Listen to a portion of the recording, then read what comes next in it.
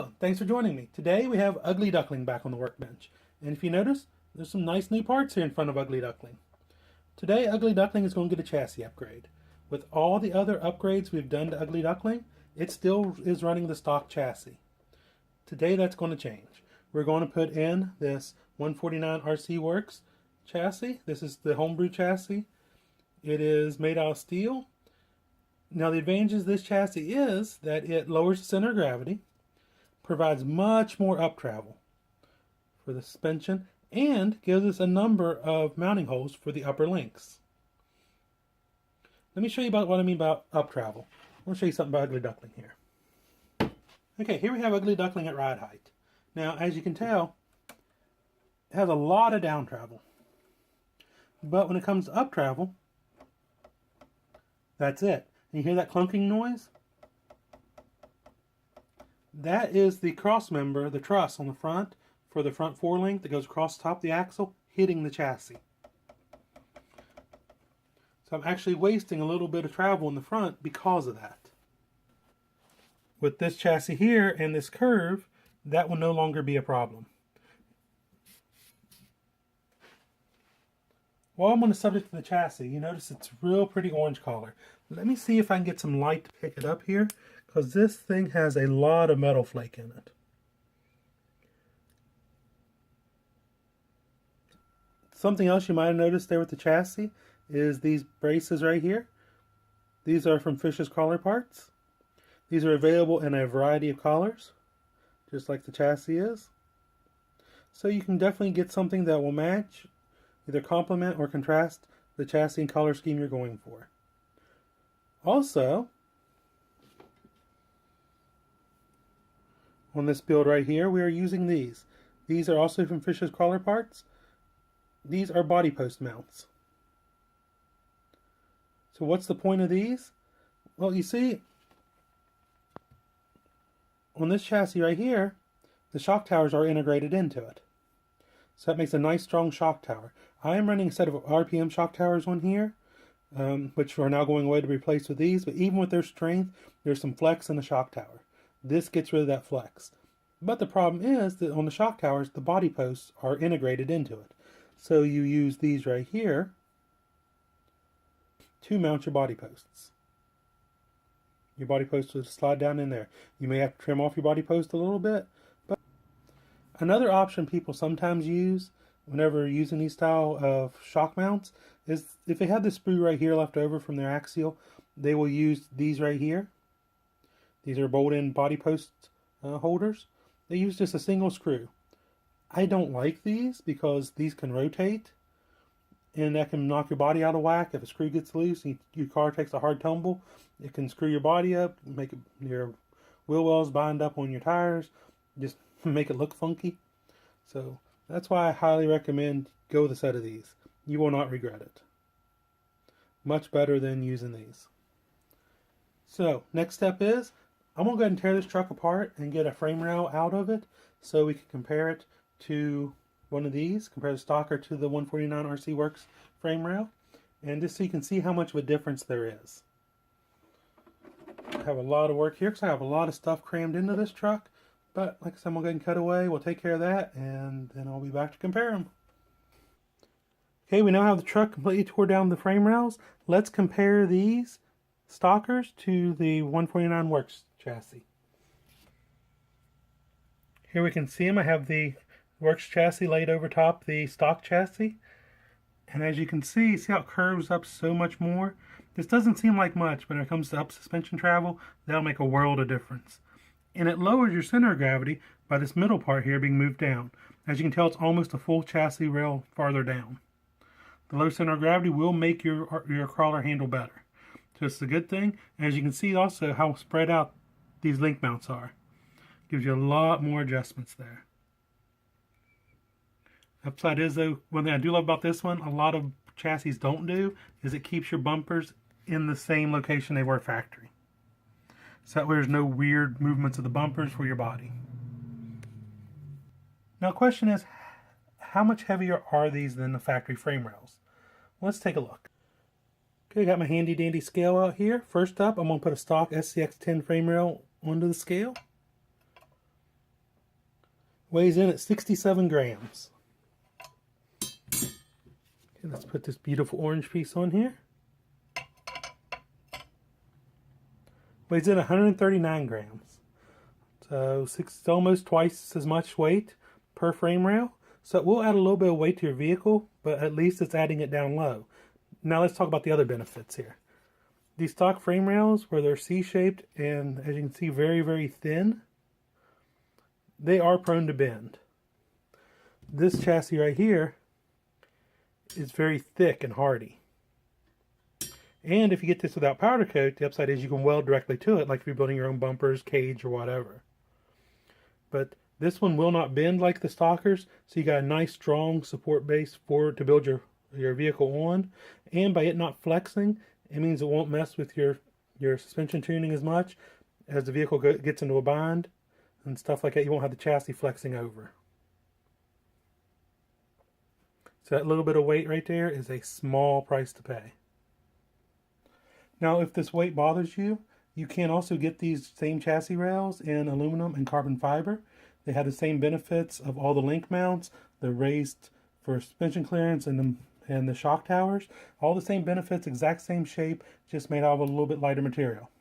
So it really just depends on what you're going for out of your rig. For me personally, the way I like my rig set up, this is perfect. Here you can see that we have the rails together, coming along nicely. Have the front bumper brackets on, a couple of braces in. Next up, I'm going to mount the skid and transmission into place and hopefully get the axles hung under it. Now here's the completed truck. I have all the parts back onto this chassis. The thing is, this chassis goes in very, very easy. If you have a stock chassis, you can just pull your stock chassis out, throw it to the side, and put this one in. The only thing is the body posts. You will have to use the parts tree from your Axial Extra parts, or get a set of these Fisher's Crawler parts body post mounts. If you do go with the body post mounts, just be aware that these body posts don't go through. There's not a hole in the bottom like there is in the stock ones. So I did have to trim down my rear posts to fit. So just be aware of that. That's something you may have to do. Just if you have to do that, do it very carefully. Trim a little bit at a time till you get a segment just right. So it's easier to take more off than just to put more back on. This chassis, the electronics are kind of crowded in it because I do have a BEC in there. I have a fan on my speed controller. I have a wireless winch controller. The problem is I'm running a standard cab on, body on my truck with an interior. And I'm running my servo winch up here. So that takes up a lot of valuable room there as well.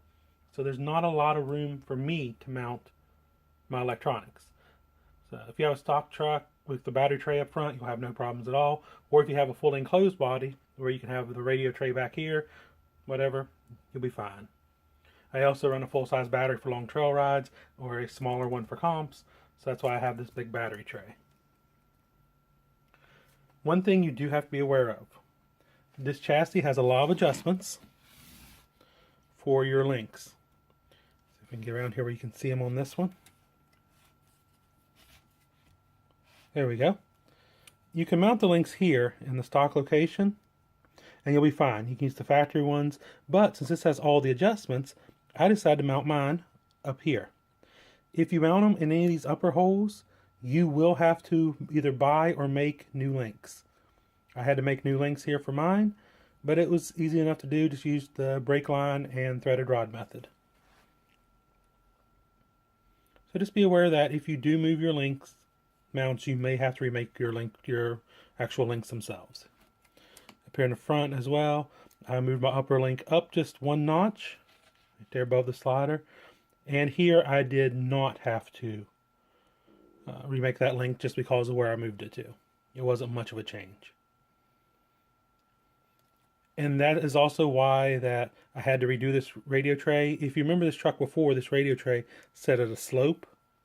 With these extra mounts here, I had to bend it to clear it, and that's where I lost a little bit of electronic room inside. You may not have to do that, but that's a minor thing. I love the option of all the different shock mounting locations. Even though I was running the RPMs with all the shock settings it had for my shock towers, this one has even more. See, it has 1, 2, 3, 4, 5, 6, 7, 8, 9, 10 different mounting holes on the front. And the upside of that is, like I said, you can adjust your shocks to however you want them to fit. I'm kind of running mine more laid back here. Some people like to run them more straight up and down. But the option is there. And the upside is, if you go with a longer wheelbase, you can still adjust the shocks to fit it. Let's take one closer look here at it before we go.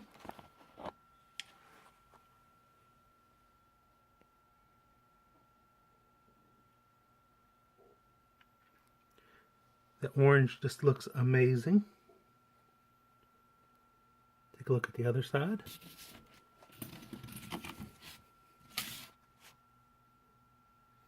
I did have to make me a tray here, a plate to mount my servo winch to. My radio tray is made out of just a sheet of stainless I had laying around. I have a waterproof Traxxas radio box here. I always run the waterproof radio boxes because sometimes I find myself in water. I just wish you could see the metal flake really easily in that chassis. It's really beautiful. Now I have the body and the tires and wheels back on the truck. If you remember originally I said that I had plenty of down travel in the front, but the problem was the up travel. The 4-link mount across the axle would hit the chassis. Is that still a problem? No, it's not. Now, whenever I go through suspension travel, I run out of shock before the axle even gets close to the chassis. So that's one big advantage of this curve up right here, is that extra clearance. Also, speaking of which, let's take a look here.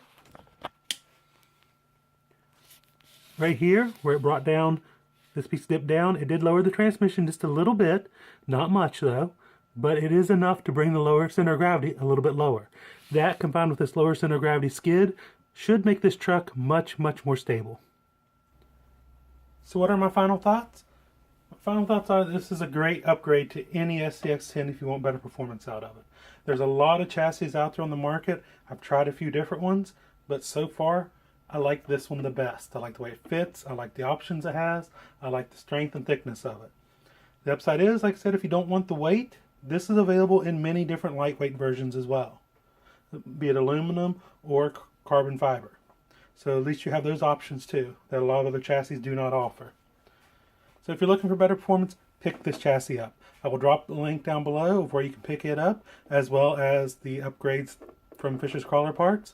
You combine those with the 149 RC Worx chassis, and you will have a well-rounded package. If you have any questions or comments, please drop them down below. I will do my best to answer them. You can also hit us up on Facebook or Instagram. Speaking of Instagram, you should follow us there. It is prime_RC_TV. A link to it is also down below. But on our Instagram, we post a lot of pictures of stuff that never makes it to the YouTube channel. And like during this build up right here, we had a lot of pictures along the way posted there. Please make sure you like this video and subscribe so you don't miss any future updates to Ugly Duckling. I'm sure there will be many more to come, as well as any of our new projects that come along. I know there is a Rancho build coming, so you don't want to miss that. So thank you for watching, and until next time, happy RCing.